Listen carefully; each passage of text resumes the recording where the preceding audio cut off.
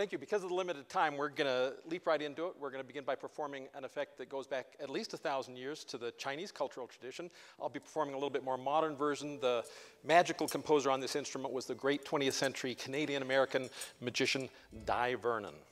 And the music is by Fritz Kreisler, the tambourin chinois.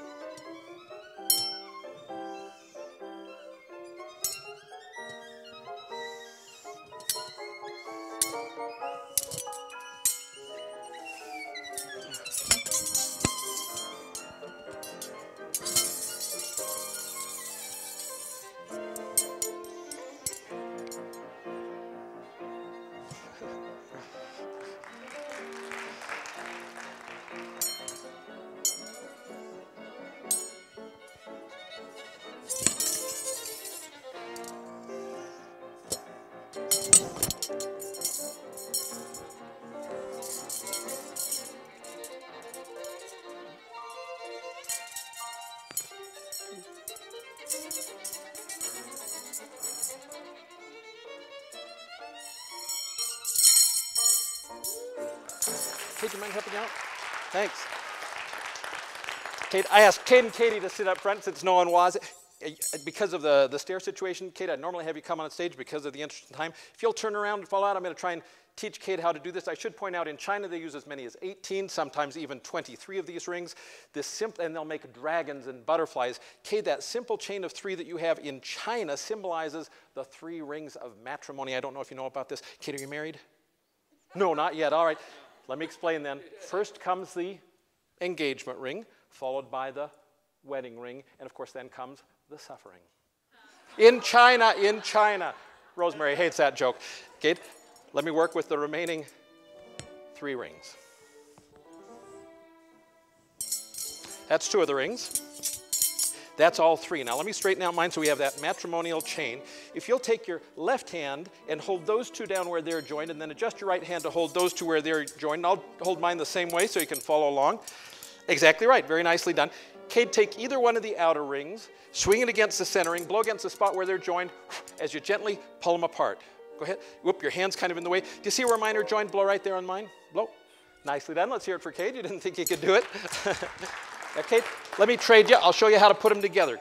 If you would, Kate, take those 2. Take 1 in each hand. And if you would, Kate, take the rings and bang one ring as hard as you can against the other ring, just halfway through it. That's the secret. Now that they're linked, Kate, do just what you did before to unlink them. Just blow on the spot where they're joined as you gently pull them apart. Blow on them, pull them apart. Oh, he got them apart already. Fantastic. Take a bow. Nicely done, Kate. Good job. Now, of course, if you have more than the 2 rings that Kate has, they can become linked seemingly in so many places, Kate, that sometimes seems absolutely impossible to get them apart. In fact, I'm going to need your help one more time. If you would, Kate, blow right there. Nicely done. Let's hear it for Kate. Thank you so much. Take a bow. Good job, Kate. Thank you.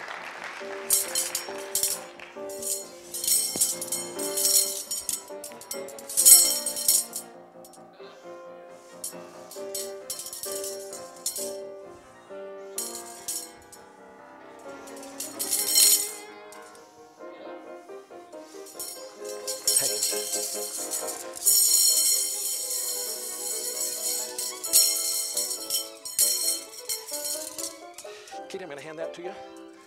Tug on that. Is that going to come apart? You'll tug that.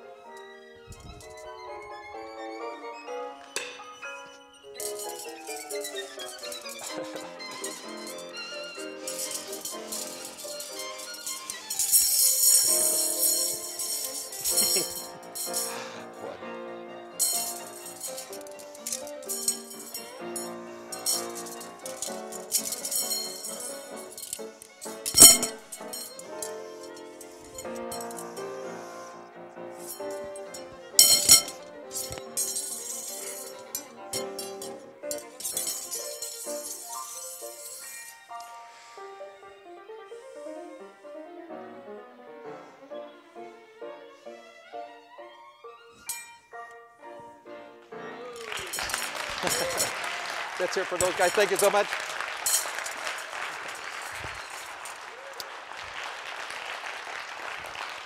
Thank you. Thank you. We're going to work really quickly. We're only going to have time for one more. I do want to say, please talk to us afterwards. We had our first and very pleasant Wyoming experience. Last year we did a little residency in Lander, and on the way to Lander we were able to do a school presentation in Rock Springs. And so we hope to repeat that kind of experience. We're looking for a block booking next fall in the Casper area. We're talking to the Casper Youth Symphony about doing something with them. This next piece involved another element that the last one didn't, but we like quite a bit in many of our pieces, and that's storytelling. And I've actually written this story. I'm kind of proud of it, so let me tell you a little bit about it. The story is called Taro-san, the Fisherman. That's the little boy here, and the Weeping Willow Tree. And it's inspired by a traditional Japanese effect that we'll be performing called Nankin Tamasura-re. In my normal performances, I tell a little bit more about it. Come back and take a look at the instrument that I'll be playing a little closely afterwards. It's kind of unusual. But the Japanese tradition, which you can find on YouTube, just look for Tamasura-re, is very different. They wear a special costume, they do a special dance, they sing a special song, and I don't sing the song or wear the costume or do the dance. But I tell a story, and theirs is not narrative at all. They make figures with the sticks. I'll show those to you in a second. And it's like an ancient transformer set. It goes back to the Edo period. We think about 400 years old. But I wanted to use the sticks to tell a story. And at first, all I had was the title, Taro-san the Fisherman and the Weeping Willow Tree. And so that wouldn't have been much of a book. Here's what it would have looked like at that time. But then as I played with the sticks, and Rosemary found wonderful music by a great 20th century Japanese traditional composer, Michio Miyagi, and when she added the music to what I was doing with the sticks, the story evolved, and I liked it so much after many performances that I found a Japanese friend who translated into Japanese. I think he did a great job, so it's Japanese on one side, English on the other, but there seemed to be something missing. So I got a friend to illustrate the cover, and he did such a good job. I asked him to illustrate the whole thing. So come by our booth, take a closer look. I think it turned out pretty well. Have copies for you if you're interested. We're going to perform it now. Without further ado, thank you, connoisseurs. So here are the Nankin Tamasura-re sticks. Nankin's a city in China. This does not come from China. We can talk about that. It's definitely Japanese. And Sura-re is a special kind of Japanese curtain out of bamboo. So come up to the booth later on and take a closer look. This is the story of Taro-san the Fisherman and the Weeping Willow Tree. When Taro-san was a little boy, he loved nothing more than to sit in the shade of a weeping willow tree on the bank of a river and fish all day long. And something about the way the branches rustled the water, that seemed to attract the fish to the surface, making them very easy for Taro-san to catch, which is probably why he loved to fish so much. So he decided at a very early age that when he grew up, he would become a professional fisherman. The years passed. The day finally arrived. Taro-san bought himself a boat and set sail on the ocean, looking for a good spot to fish. He found a spot. He cast out his net, but the net came back empty. He found another spot, and he cast it out again, but again it came back empty. That happened all day the first day. The second day, Taro-san was getting very, very discouraged. He was almost ready to give up on his lifelong dream of being a professional fisherman, but before he did, he decided to make a voyage, a pilgrimage to the sacred island of Miyajima off the eastern coast of Japan, home to some of Japan's largest and most sacred Shinto shrines. As he approached the island in the distance, he could see the roof of the largest shrine going closer and closer growing larger and larger as he got closer and closer. When he got closer still, in the harbor, he could see the large and famous Otori Gate that marks the entrance to the harbor. But before he could reach it, he had to sail his boat under the very long extension bridge that connects one side of the harbor to the other. He did that, he anchored his boat, he went to the shrine, but he didn't enter the shrine because what he was looking for was just outside. It was a well. We would call it a wishing well because he took a piece of parchment and a calligraphy brush and he painted the Chinese characters, the kanji, for his wish to be a professional fisherman. Then he dropped the parchment into the well. There was a bell hanging over the well and a log hanging next to it. He struck the bell once, twice, 3 times to summon his ancestors, to let them know he had left this request for their aid behind. Then he went back to the harbor, got into his boat, and set sail for the mainland. But when he looked over his shoulder at the island of Miyajima, over the shrine, he saw a large and beautiful rainbow, which he took as an omen, as a sign that his ancestors had heard and would respond to his plea for their help. In fact, when he got to the mainland, standing on the shore, he saw an old man fishing. In fact, the man was reeling in a fish at that very moment. He thought, this old fisherman has been sent to me by my ancestors to share with me the secret of becoming a successful professional fisherman. So he introduced himself to the man, invited him to dinner. They went into the village. They found the sign of the nearest noodle shop. And after ordering, the old fisherman said, "Tell me, Taro-san, what is the name of your boat?" "Taro-san, it doesn't have a name, it's brand new." "There's your problem," said the old fisherman. "A boat without a name will never catch any fish, because what do the fish see when they look up through the water?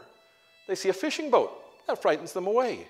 If you give your boat a name, it will transform what they see. If you give your boat a proper name, it will actually attract the fish to the boat, making them easy for you to catch." Instantly, Taro-san thought he had the perfect name for his boat. He rushed out of the restaurant, even though it was nearly midnight. He took his calligraphy brush, and on the bow of the boat, he painted the 3 Chinese characters, the 3 kanji, for the name that he had decided upon. Then, without even waiting for the paint to dry, in total darkness, he set sail to the east. A few hours later, when he looked to the horizon to the east, he saw the sun rising in a clear blue sky. He took that as another omen, as a sign that this would be the perfect place for him to cast out his net for the very first time in his newly named boat. That's exactly what he did. And this time, unlike the many times before where his net had always come back empty, this time when he reeled in his net, he found that it actually had inside of it the largest fish that he had ever seen. That turned out not to be a coincidence. In fact, that happened each and every time all day long. He was actually a little worried that at the end of the day, he might have trouble sailing his heavily laden boat home. But as he did sail it safely home, he decided to put 2 special flags from the bow of his boat. One flag to honor his ancestors, and the other flag to honor the old fisherman who he felt they had sent to him and who had shared with him the secret of giving his boat a proper name. Now, I haven't told you the name that he gave his boat, but maybe you can guess from the story. Do you remember how when he was a boy, he sat in the shade of the weeping willow tree, and somehow the branches attracted the fish, making them easy for Taro-san to catch? That's what he called his boat. So that now when the fish looked up through the water, they no longer saw a fishing boat that frightened them away. Instead, what they saw attracted them, made them easy for Taro-san to catch, made him a success for the rest of his career, because to them, it now looked just like a weeping willow tree. Thank you so much. Come by our booth, talk to us. Thanks for having us here. Whoops. Thanks to these guys. You guys did a good job too. Thanks. Whoop. We're going to get, there we go. Got it.